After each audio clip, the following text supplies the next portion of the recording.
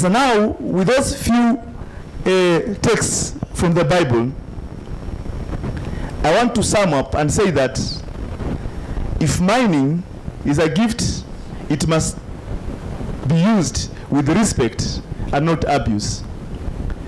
That's why we are gathered here to chart a way forward. As artisanal miners, as there are people here who can advocate so that these rights are met. I think that one has to come to our mind. Mining is a gift, but all stakeholders must use it with respect. And I want to say that all this will be done via good legislation, implementation of the policies, the good policies, and it needs goodwill from our leaders and all stakeholders in the mining sector. So my prayer as a religious leader, as a faith-based organization, as a church, as a leader in the church or maybe in the mosque, we need to continue praying that God will give us wisdom, and give wisdom also to those in authority in our land, Kenya, and to all people, so that the desire for righteousness and peace, with the will to work together in trust and to seek common good and to share with justice the resources of the earth. So, friends, remember, mining is a blessing from God. Remember, mining is God's good idea for humanity from the Garden of Eden, and also mining is God's gift to his people in the promised land. Bwana asifiwe sana. So with those few remarks, I want to call upon Mama Lebela. Ni mchimbaji, lakini tena yeye ni pastor huko kwetu Taita. Aweze kutombea, then my sister Furaha will continue. Mungu awabariki sana. Asante sana. Wachini na tukaombe.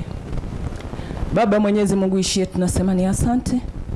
Asante Mungu uliyejaa wingi wa rehema na neema. Tunakushukuru asubuhi ya leo. Tunakushukuru kwa rasilimali ambazo ulizotupatia.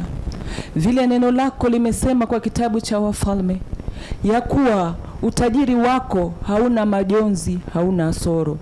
Tunaomba Mwenyezi Mungu ukatupatie hekima vile tumefunzwa, ukatupatie haki ili kaweze kusimama. Asante kwa rasilimali hii. Tupatie umoja, tupatie uwazi, ili Baba Mungu tukatende mapenzi yako. Umetuahidia ya Kumbukumbu la Torati 33:19 ya kuwa utatubariki na rasilimali ya baharini, utatubariki na rasilimali iliyofichika mchangani. Tunakushukuru Mungu wangu kwa sababu majira na wakati umefika na ni sasa. Sante kwa kongamano hili, sante kwa umoja huu. Tunaomba haki yako ikasimame na ukweli wako ukasimame. Naombea kila moja aliyoko mahali hapa afya nzuri na nguvu, Mungu wa rehema.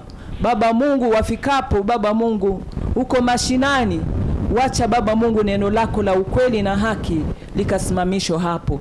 Sheria zote zinazoundwa, tunaomba Mungu wa rehema zikawe za haki, zikawe za ukweli, zikawe za uweza kutoka kwako. Tunakushukuru na kukuinua na kukuhimidi, na ni kwa jina la Yesu tunaomba na kushukuru. Amen. Asante. Asante sana. Na pia ningependa kumshukuru Reverend Alex pia kwa the powerful reflections ambazo ametupatia, ambazo pia ukiziangalia kwa karibu they are in line with the theme today, kwa sababu leo tunaangalia masuala ya responsible business, na tunaangalia mambo ya corruption, na pia tutaangalia mambo ya conflict resolution na grievance redress mechanisms. Kwa hivyo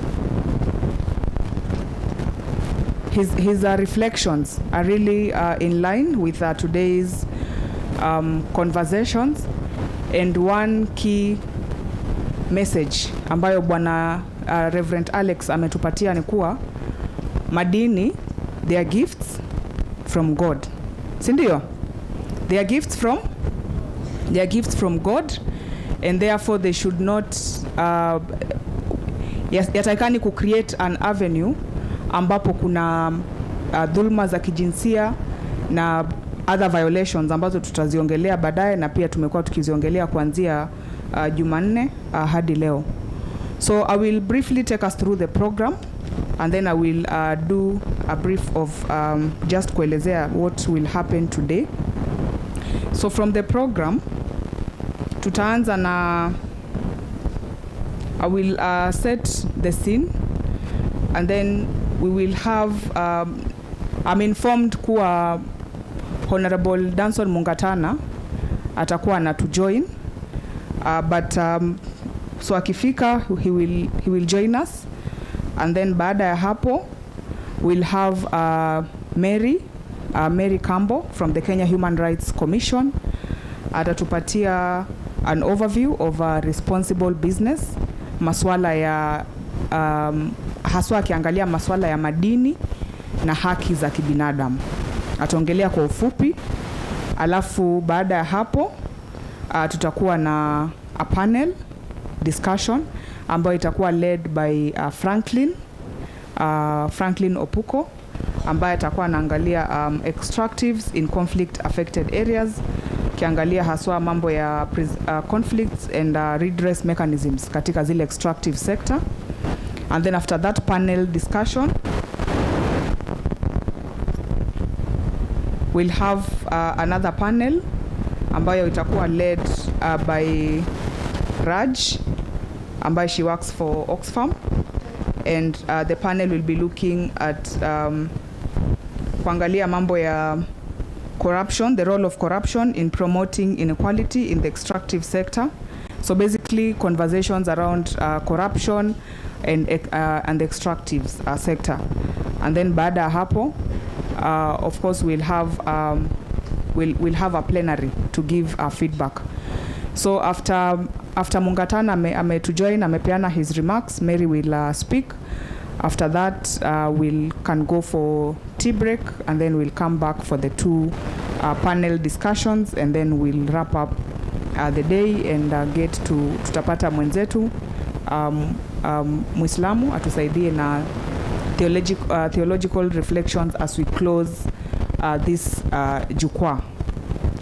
Yeah, so on the climate setting, for me ni kusema kuwa throughout the 3 days, day 1 tuliangalia mambo ya domestic resource mobilization, tukaangalia mambo ya taxation na mambo ya mining and extractives generally, na tukaangalia what are the loopholes, what are the gaps. That was day 1, and the conversation ilikuwa mzuri sana. We got very brilliant ideas. And then day 2, that was yesterday, it was purely ASM, and we had a lot of conversations on ASM experiences. Tukashare experiences zetu from the different counties. Tukasikia Kitui, tukasikia Marsabit, tukasikia Kakamega, tukasikia Migori, tukasikia our brothers from Turkana, we tukasikia mambo ya gender. So it was very the conversation ilikuwa very diverse, and that is the reason why even yesterday we had to change to amend the program jana jioni, ili tuweze kupeana more time for ASM to also waweze kuongea, manake we had promised that jana ilikuwa ni siku ya ASM. Sijui kama jana tuliwapatia ASM time ya kutosha. Tuliwapatia muda wa kutosha? Bado.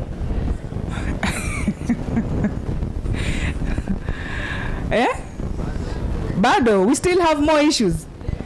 Okay, but at least jana we did justice. At least jana tulikaa mpaka around 6:30. Yeah, so unapata mara nyingi when we start these conversations, maneno yana, the discussions can go on and on and on, but at least tumeanza, we have started the conversation, tumeanza haya mazungumzo, na we'll still have those bilaterals za kuongea on the side, and I hope for the 3 days zenye tumekuwa hapa, have we been able to network? Tumeongelesha watu wengine from other counties? Hello? Have we been able to engage with other people from other counties? Okay, because the essence pia ya sisi kuwa hapa, it is also learning from each other and also broadening our networks and connections so that to understand what are the challenges the other counties facing, ni nini nyinyi mnapitia, how have you been able to address some of the issues. So I hope as we are here and we are talking and we are engaging, pia we are also learning from each other, and we are also sharing and also expanding our networks as the conference inaendelea. So today, as I had indicated, is that when we talk of maswala ya haki, business and human rights, ama responsible business, ni kuwa actually it is a summation of the entire conversation zenye tumekuwa nazo kuanzia jana all the way to Tuesday.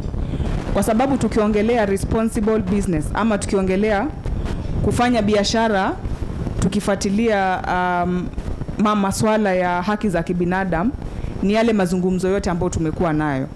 Manake naelewa some of us in the room, ni jamii ambayo we are neighboring large scale mining operations, either ni base titanium, Bamburi cement, Turkana, with the oil drilling companies. At the same time, sisi kama wachimba wadogo madini, sisi kama wachimba madini, sisi pia some of us here we have enterprises. Sisi pia sisi pia ni wanabiashara. Artisanal mining si pia ni biashara. Small scale mining pia ni biashara. Yes, and that is why this conversation ambayo tutakuwa nayo leo hii, it is very important, because even as we tunanyosha kidole hivi mara nyingi when we are saying government, ministry this, ministry that, fanyeni hivi, but now when it comes to us as business people, sisi kama wafanyibiashara, what is our role? What is our responsibility? Ikikuja mambo ya haki za kibinadamu, mambo ya mazingira, mambo ya labor, mambo ya kusuluhisha mizozo, manake pia najua within the ASM we also encounter conflicts ambazo zina impact on our work. So the conversation that we'll be having today, it is more of a summation or a summary of all the discussions that we've been having from Tuesday, jana, and all the way now to today through the panel discussions that we'll be having. And this is of course in line with our theme of advancing inclusive and just governance of the extractives sector. So I look forward to the active participation as we did yesterday, and we look forward to engaging together as the day goes on. I see now it's already around 9:30, and I don't think Mungatana is here already. Okay, so then I'd invite Mary Campbell to give us an overview of responsible business, and then we'll run with our program as we wait for Danson Mungatana to come in. Since mobile data is turned off, so Mary, please come in. Wi-Fi connect to a network.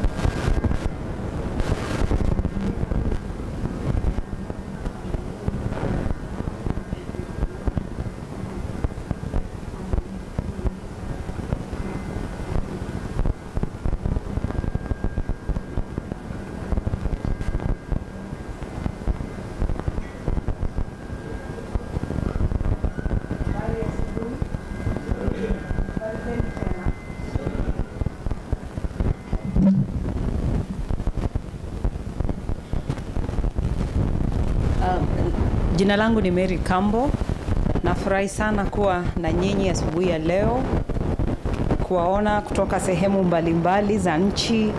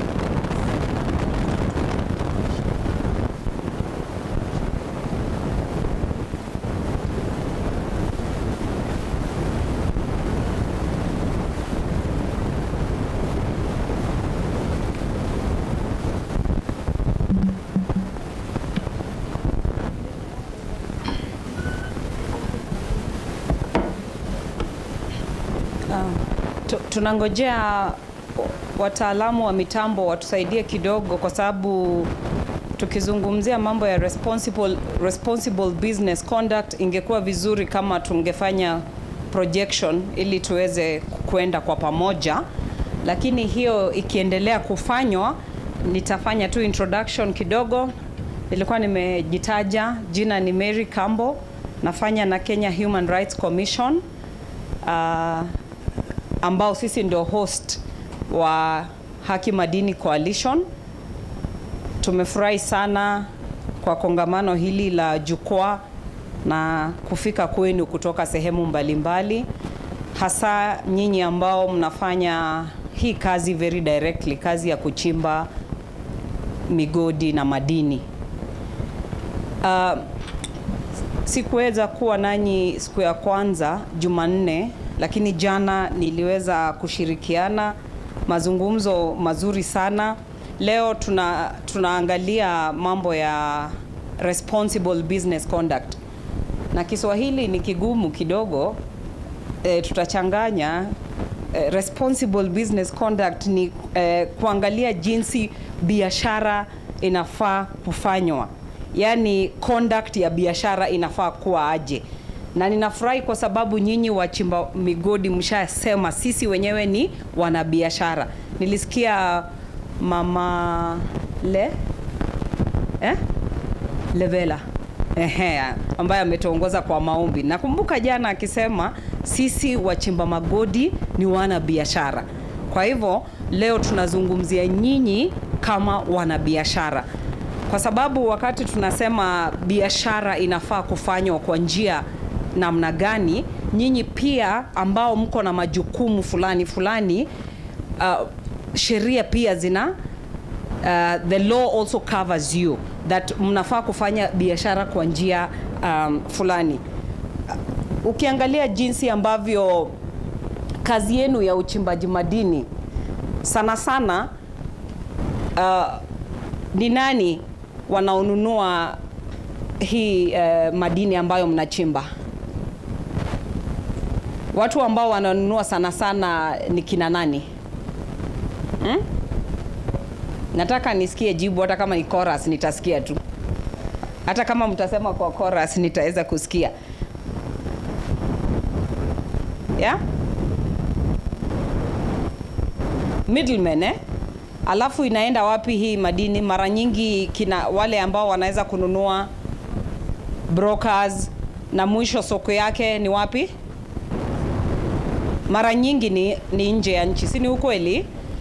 Mara nyingi ni nje ya nchi. So ukiangalia inamaanisha kwamba uko katika global value chain. Yaani unaanza kuchimba pale Kuranzi na kwingineko, Migori, unachimba pale na kifaa ambacho umechimba kinaenda mbali sana.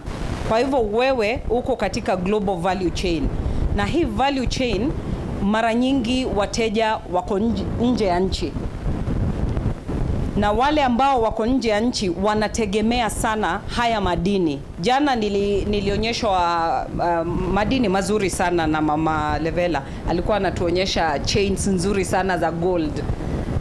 na mimi kitu ya kwanza nilisikia kama bei imenishinda mimi tu kama Mkenya wa kawaida. Yani bei iko juu kidogo, kwa sababu yule ambaye ako nje kidogo ako na dola, ako na pesa nyingi, kwa hivyo kwake hiyo bei iko chini. Huyu mtu wa kawaida hapa Nairobi na pale Kuranze, saa zingine hiyo bei inakuwa si yake. Kwa hivyo soko yako mara nyingi it's not the local market. Ni ukweli. Mara nyingi it's the international market. Kwa hivyo utapata zile sheria ambazo zinaangazia global value chains, zinakuangazia wewe pia, kwa sababu uko katika hiyo hali ya biashara.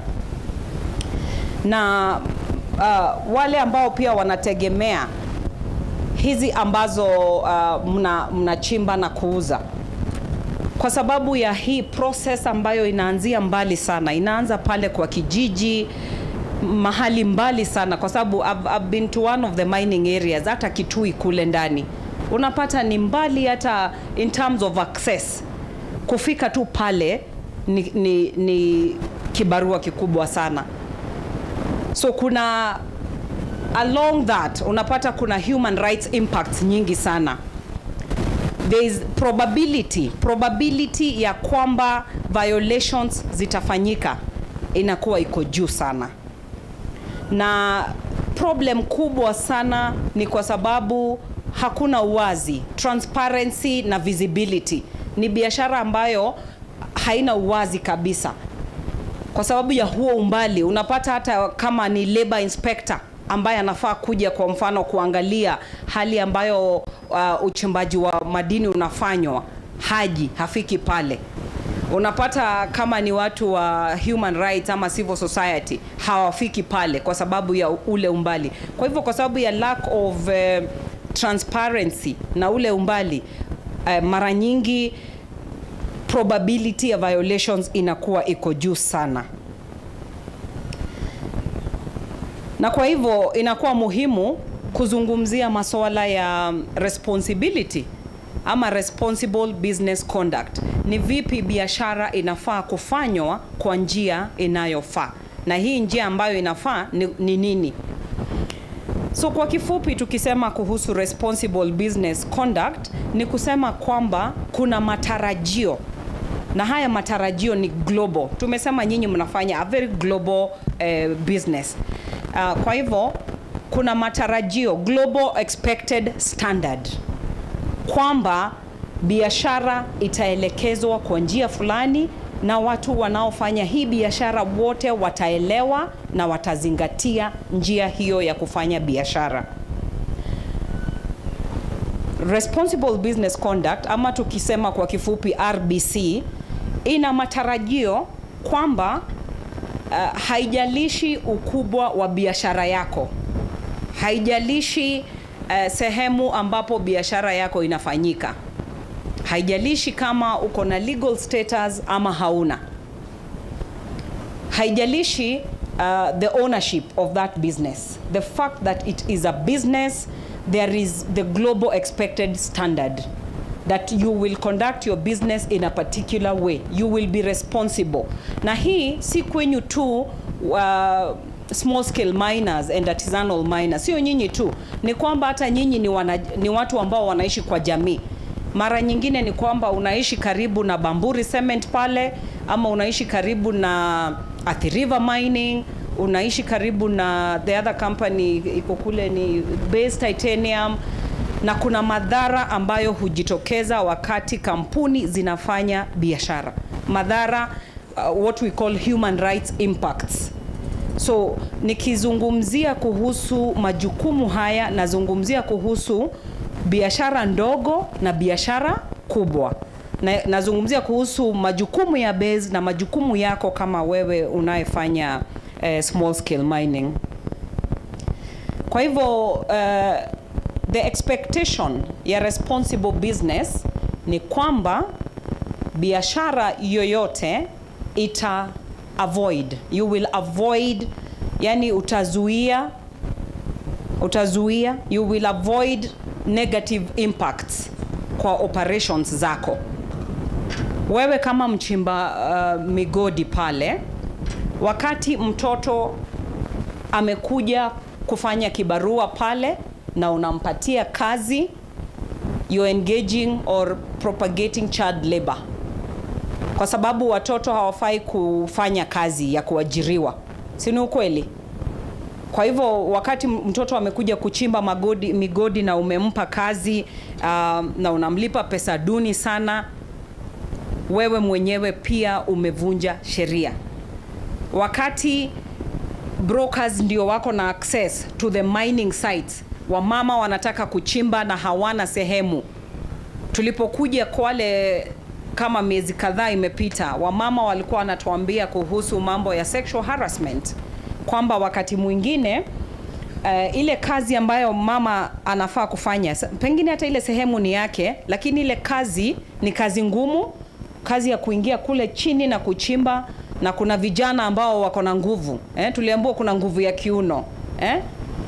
Kuna vijana ambao watafanya ile kazi ya kuingia kwenye zile shimo kufanya uchimbaji, and they end up demanding sexual favors from the women. Those things are happening in many of these sites where mining is happening. Kwa hivyo biashara inafaa kuangalia na kuzuia hizi adhari zisiweze kutokea. Biashara yoyote inafaa kufanya what we call assessment. Una assess, je, shughuli yangu ya biashara itaathiri vipi watu ambao wako karibu na mimi, wafanyikazi na the host communities. Biashara ambayo ninafanya itaathiri vipi mazingira ambayo ninafanyia kazi.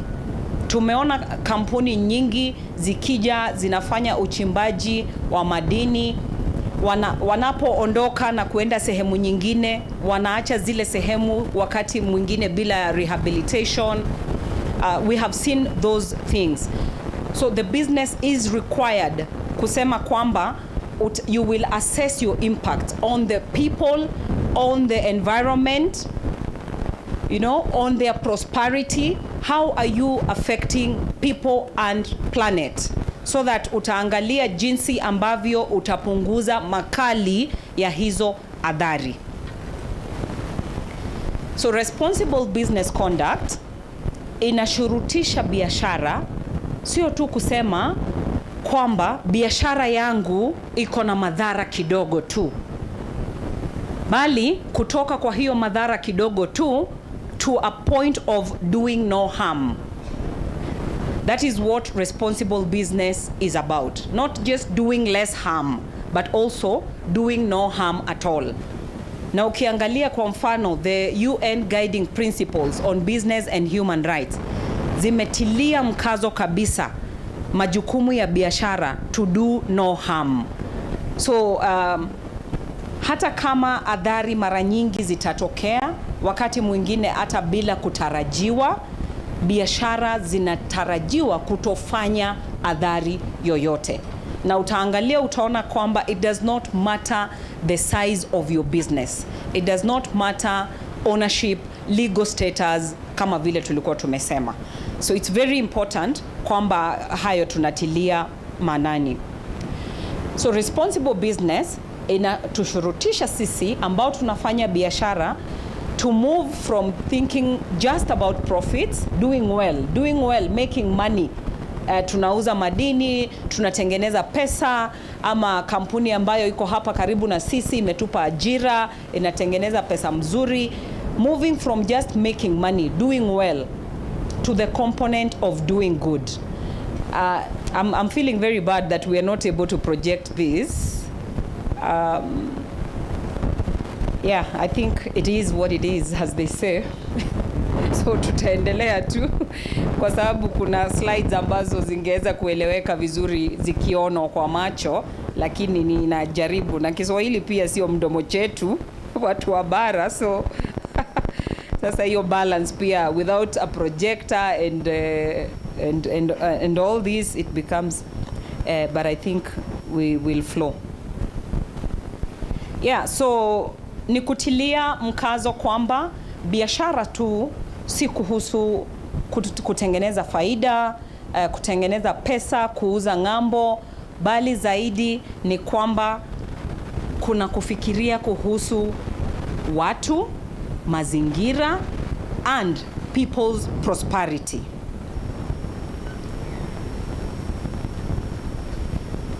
Katikati ya at the center of responsible business conduct, pale katikati ya hii kufanya biashara kwa njia ambayo inafaa, ni jambo ambalo linaitwa human rights due diligence. Biashara zinafaa kufanya risk-based human rights due diligence. Yani human rights due diligence ni hayo mambo ambayo tumezungumzia. Biashara kuangalia, je, nikichimba migodi hapa, what are the possible risks? Ni adhari gani zinaweza zikajitokeza? Na hizi adhari nitazitambuaje? So you have to undertake a process ambayo ndio hiyo tunaita human rights due diligence. Utazitambuaje hizo adhari? Unafanya hiyo process ya due diligence. Ukishafanya ile, inakusaidia kujua jinsi ambavyo utapunguza, how you will prevent the impacts. And these impacts can be potential or they can be actual. Inaweza kuwa ni zile ambazo potential ni zile huenda zikatokea, hazijatokea, huenda zikatokea ukifanya biashara yako pale. Na zile actual ni zile ambazo zishatokea tayari. Kwa hivyo unaangalia adhari zote, potential and actual, na unaangalia jinsi utapunguza adhari hizo. Human rights due diligence inafaa kuwekwa ama kuanzishwa mapema sana. Mapema sana wakati unaanza biashara yako ya uchimbaji migodi, ama wakati kampuni inakuja kufanya hiyo kazi ya mining. Kwa sababu a new project can bring a lot of human rights risks. So you start as early as possible. Wakati mwingine hizo adhari hata zitajitokeza wakati biashara inafanya just entering into the contract. And how can this happen? For example, discrimination, kuacha wanawake nje. Tuliona jana tulipopata climate setting ya huu mkutano, tulielezwa kuhusu wamama na jinsi wengi hawana miliki ya mashamba. Kwa hivyo kampuni ikija kufanya biashara na haiangalii nuances kama hizo, utapata kuna discrimination, ambapo ingawaje mwanamke ndio anafanya ile kazi ngumu kule chini, yeye hana hati miliki, kwa hivyo doesn't have the ownership. So there are many risks that can happen, including at the point where you're entering into a contract with a company. Sio lazima ni wakati umeanza kuchimba, just at the point of signing that contract. Watoto, wamama, discrimination, ama hali ya mashamba. Unapata kuna watu wamehamishwa, wameandikiwa contract ya kuhamishwa kwenye sehemu bora, wengine wanapelekwa kwenye sehemu ambazo zimejaa mawe. So all these elements have to be looked into. Na wakati unafanya hiyo human rights due diligence, inaweza kukusaidia kwa sababu we have said you can increase or decrease human rights impact. So ukifanya hiyo process ya due diligence, inakusaidia kupunguza yale makali. Na mara nyingi tumeona kampuni zikisema zinafanya human rights due diligence, na inafanyika kwa hali ambayo si bora. Watu wameitwa kwa mkutano kama huu, wameambiwa mambo mawili matatu, wamesign registration form. Registration form inachukuliwa kuwa ilikuwa public participation, na haikuwa nini? Public participation. So human rights due diligence requires meaningful consultations. Kwamba wakati unafanya consultations, you're doing meaningful consultations with the local communities that will be affected na zile activities ambazo utakuja kufanya. All the relevant stakeholders, all the groups that are likely to be affected. Kama ni watu ambao wataajiriwa pale kazini, kama ni watu ambao they own land, local communities, children that are likely to be affected by the noise, you know, from all the drilling and all that. Meaningful participation is key. Kuna steps ambazo ziko prescribed for a due diligence process. Ya kwanza ni kuassess impacts. Kuassess ni kuangalia ama kufanya kutathmini. Naam, asante sana. Kutathmini. Hiyo haingekuja kwa nini? Kwa ulimi. Haingekuja haraka. Asante. Kutathmini.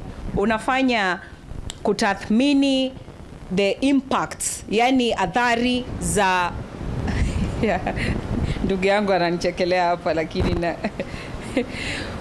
unatathmini impacts ama athari ambazo activities zako zitaleta. Na tumesema athari ni potential ama actual, yani zinaweza kuwepo ama zipo kabisa. Yes. Na wakati umefanya hiyo assessment, the next step ni ile tunasema to integrate and to act. Yani you have to, lazima uchukue hatua. Umefanya tathmini, umepata ripoti. Ripoti yako inasema hapa Denyenye tukifanya kuchimba, watoto wa Denyenye primary watakuwa affected na hii kelele. Sasa hizo findings you integrate them in your report and you take action. Unachukua hatua ya kusema kwa sababu watakuwa affected, tukiweka soundproofing kwa zile classes, hawa watoto hawatapata ile adhari. Tukifanya hii mining kwa njia inayofaa, ile shule haitapata cracks. So una integrate na unachukua hatua. Kisha unafanya ile tumesema kuhusu public participation, na ikuwe meaningful, ikuwe kwa njia ambayo inafaa. You track responses. Je, what are the responses ambazo unapata? Watu wanasema nini kuhusu biashara hii ambayo unataka kufanya ama umeanza kufanya? Na mwishowe lazima you have to communicate publicly jinsi ambavyo umechukua hatua. How have you addressed the impacts? Ripoti yako ilionyeshana impact 1, 2, 3. Hatua gani ulichukua? Kama haukuchukua hatua yoyote, process yako haiko kamili, iko na shida.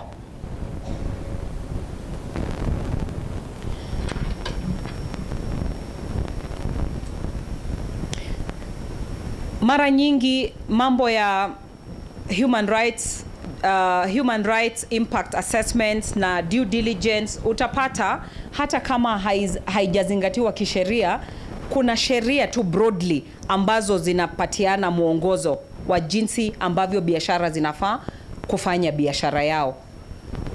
However, wakati mwingine utapata hizi sheria ziko weak. Utapata kuna nchi ambayo iko na very weak laws. Wakati mwingine hata sheria haziko weak, lakini sheria haziko weak, lakini ziko implementation ya hiyo sheria iko duni sana. Sheria ambazo zipo hasa za kimataifa zinasema hata wakati unafanya biashara in a situation where the laws are very weak or they don't exist or the implementation is very poor, you're still expected to do the right thing.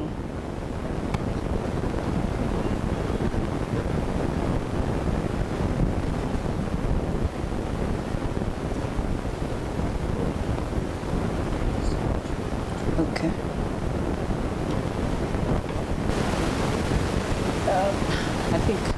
I think I'll just do without the projector. Naona nilikuwa nimesonga vizuri until the young man came to stand here, because tutaendelea tu manake tuko katikati almost kumaliza and the projector is just not working very well.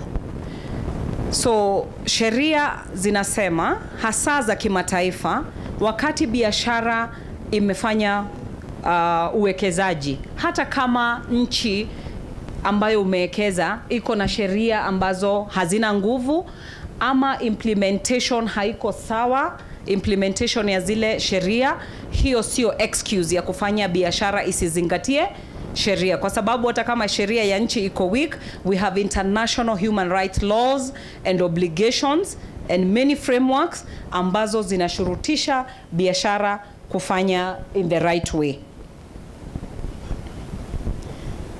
Yeah, so I'm removing this because it's now a very major distraction.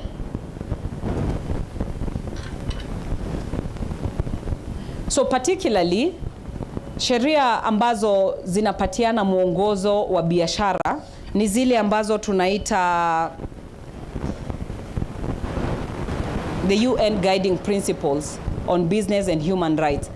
Na sitaki kuenda kwa undani sana kwa sababu yale ambayo tumezungumzia tayari yanasema what is provided in the guiding principles, na hiyo ndio inapatiana mwelekezo mzuri sana wa majukumu ya biashara in as far as human rights are concerned and in terms of kufanya biashara kwa njia inayofaa ama what we are calling responsible business conduct. Na je, mambo ya responsible business conduct yana apply kwenu nyinyi kama small scale miners na artisanal miners? Does it apply to you? Yes, it does. Kwanza, sheria za mining zilipobadilishwa mwaka wa 2016 ziliwa recognize nyinyi kama artisanal miners and small scale miners. Ni ukweli? Mlisema hapo awali mlikuwa mnaitwa zurura na majina ambayo hayakuwa mazuri. Saa hizi mmepata kutambulika kisheria. Vile mmetambulika kisheria ndivyo pia mna majukumu kisheria. Si ni ukweli? Si mlisikia lazima mfanye tax compliance. Lazima uwe na tax compliance certificate kwa sababu sasa umekuwa recognized legally. Pale mbeleni ulikuwa unaweza kuenda chenga kwa sababu haujatambulika. Sasa vile umetambulika, inabidi kwamba utafanya biashara kwa njia inayofaa.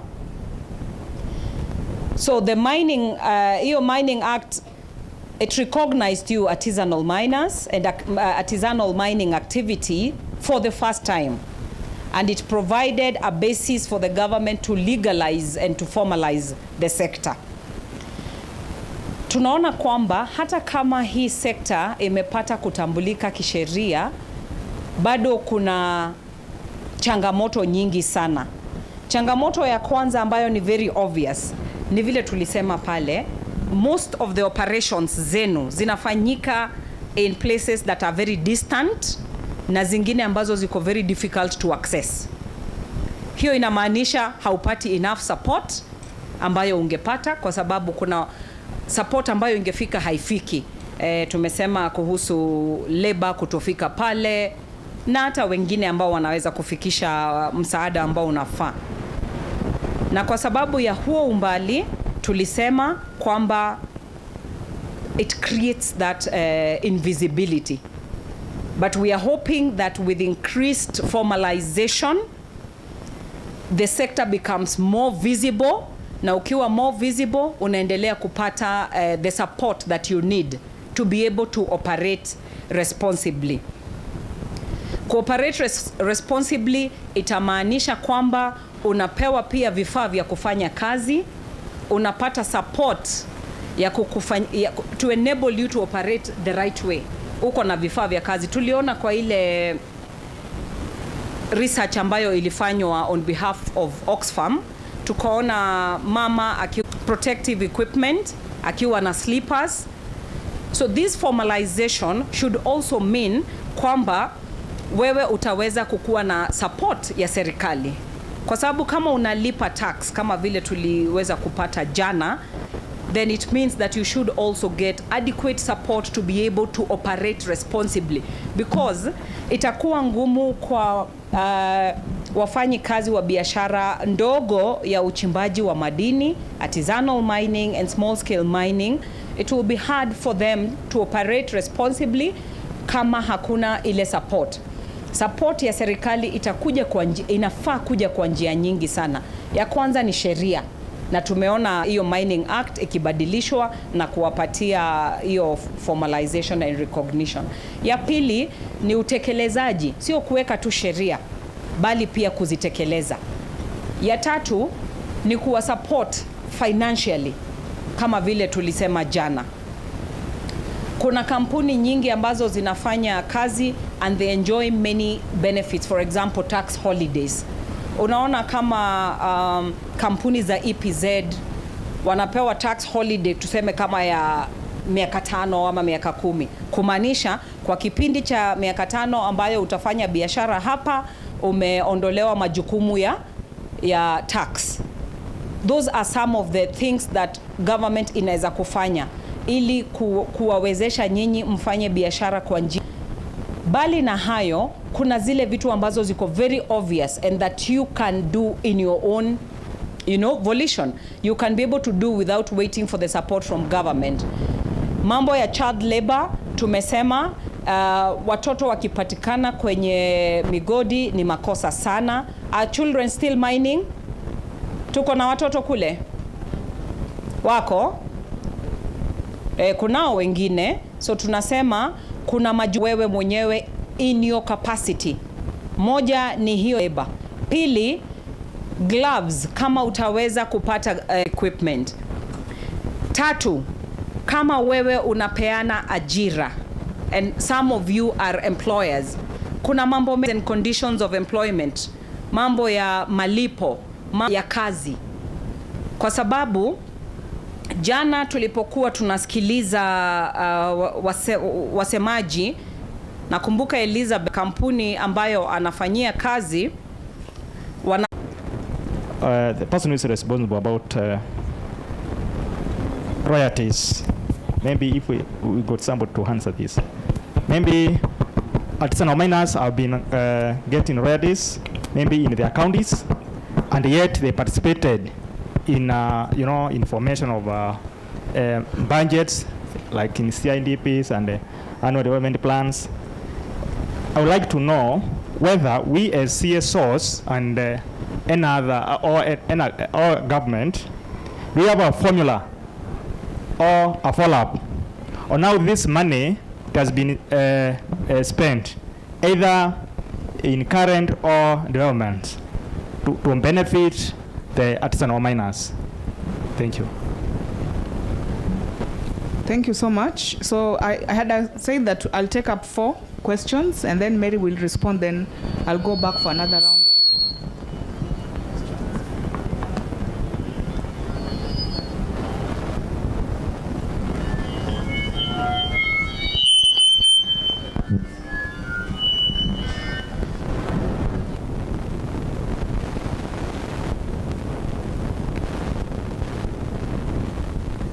Asante kwa maswali.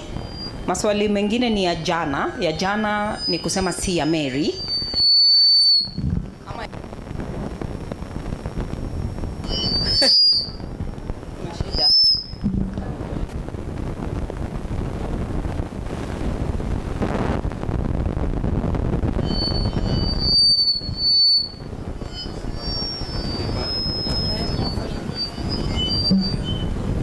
Ni mitambo tu, sio simu.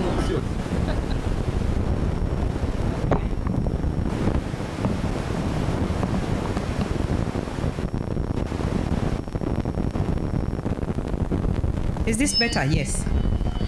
Naam, nilikuwa nasema kuna maswali ya jana. Nafikiri speakers wa jana tuko kwa nyumba, so tutachukua maswali ya jana. Nitaanza na swali la kama kuna miongozo ambayo inaweza kutusaidia kujua kuhusu responsible business conduct, and especially nafikiri ilikuwa due diligence, particularly on due diligence.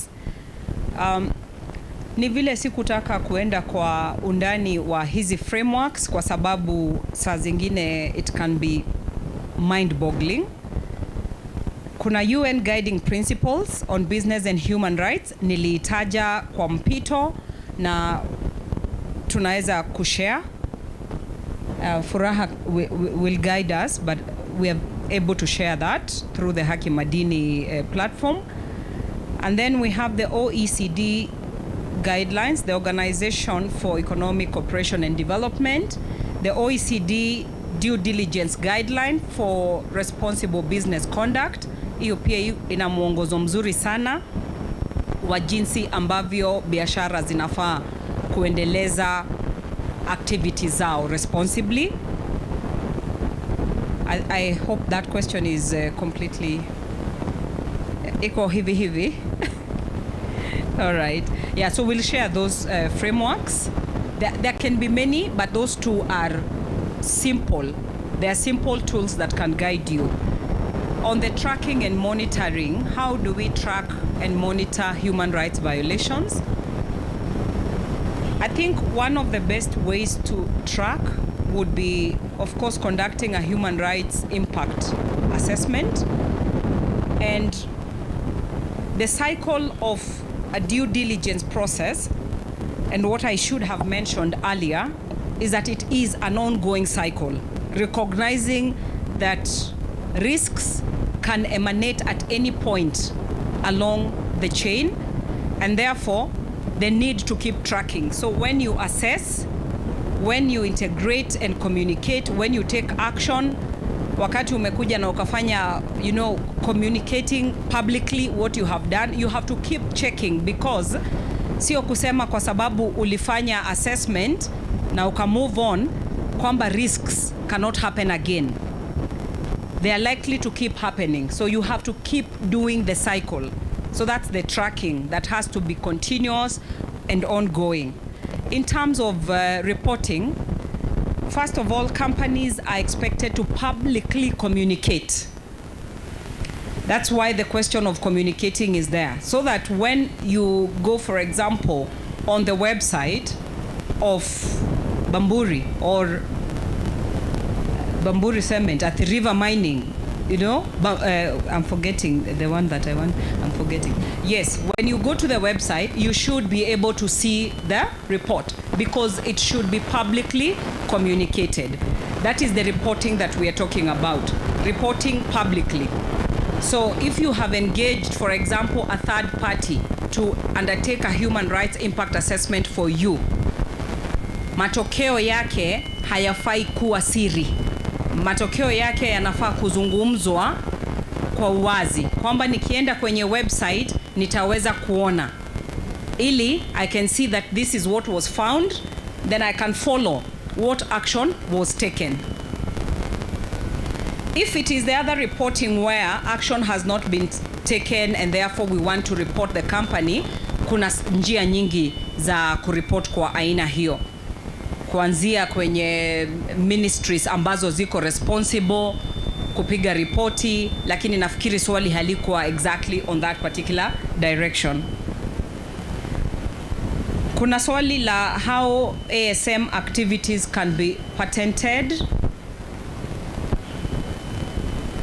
and I'm wondering which direction to take on this particular question.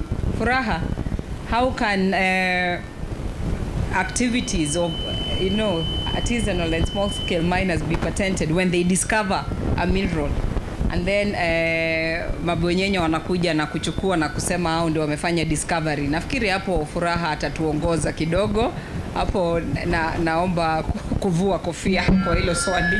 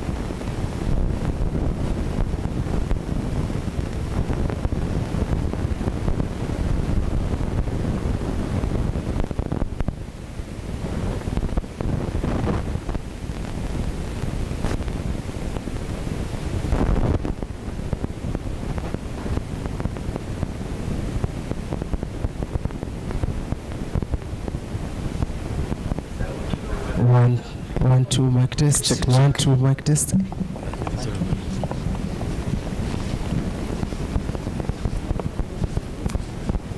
Check.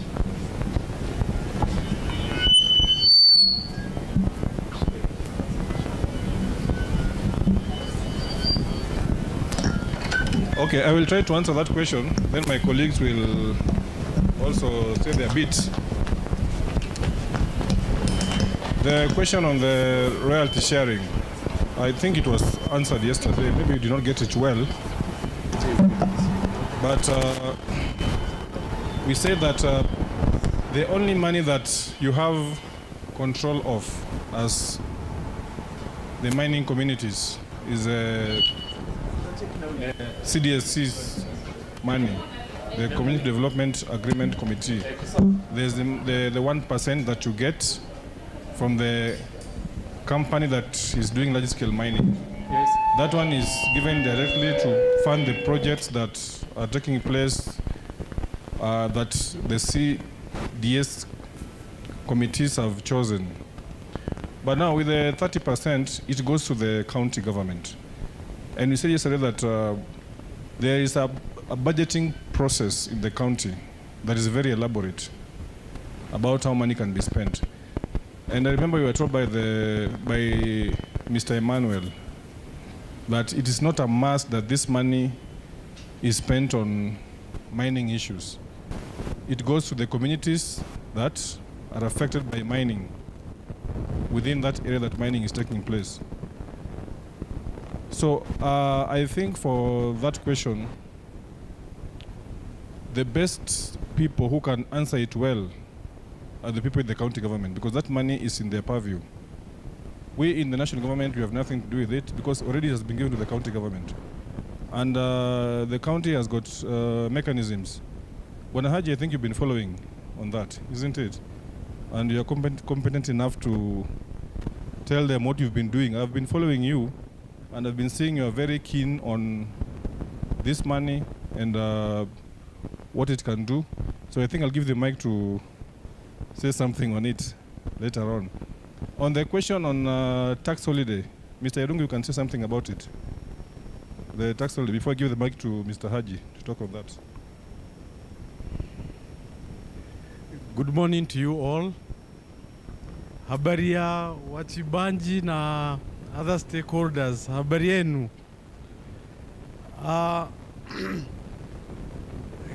Maneno ya mining na tax.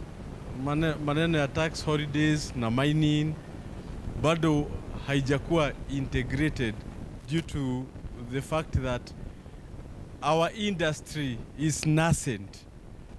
Industry yetu ya mining bado ni ndogo.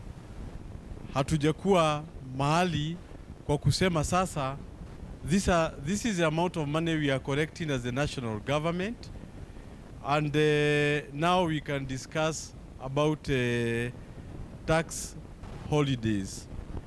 Maneno ingine Bwana Omito ameguza na amesema mambo ya royalty sharing ama yale mapato yenye community inapata kutoka kwa wachibaji.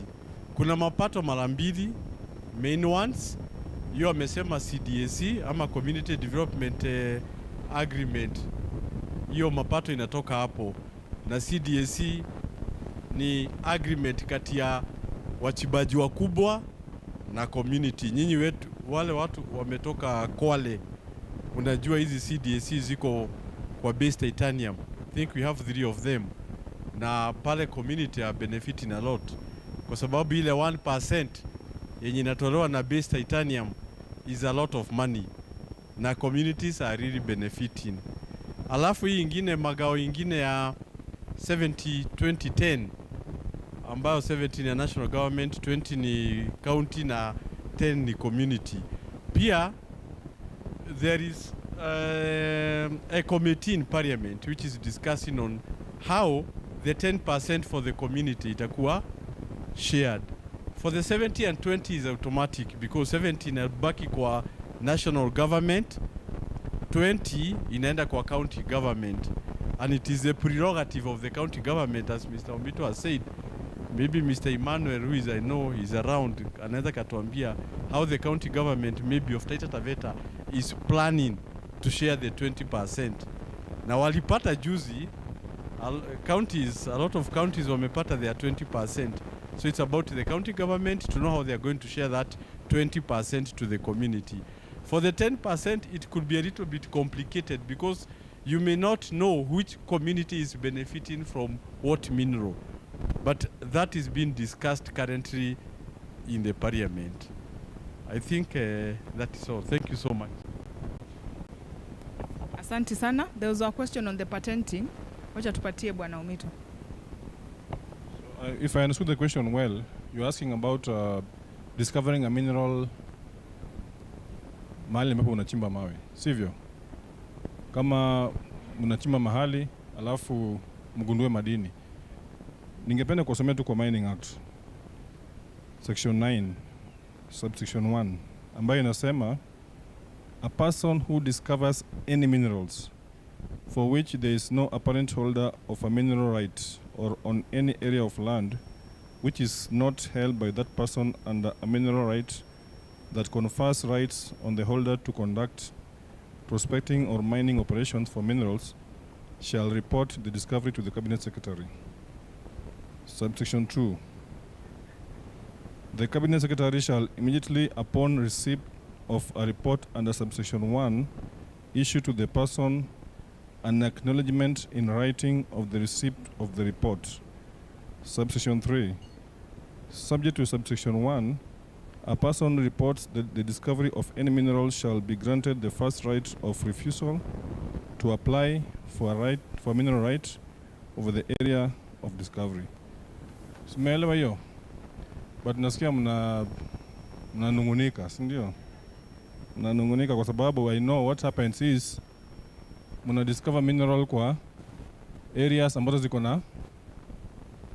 na nini? Na right tayari, sivyo? This is a common problem, especially during the time that the Mining Act Cap 3 or 6 was applying. It was a serious problem, na hiyo ndio wakati mazurura walikuwa wanakuwa na shida mingi.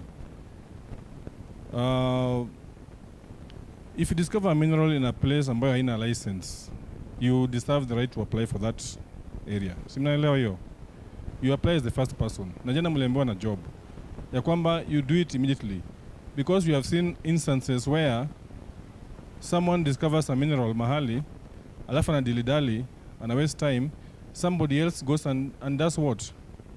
The application. Simshaona hiyo? So, if you discover a mineral, the first thing to do is to apply very fast, because mining rights is on first come, first serve basis.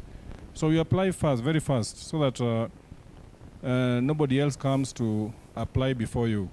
And in fact, when you report this to the CS that you've discovered something, it is known that you have discovered it and you're given that first priority to make the application.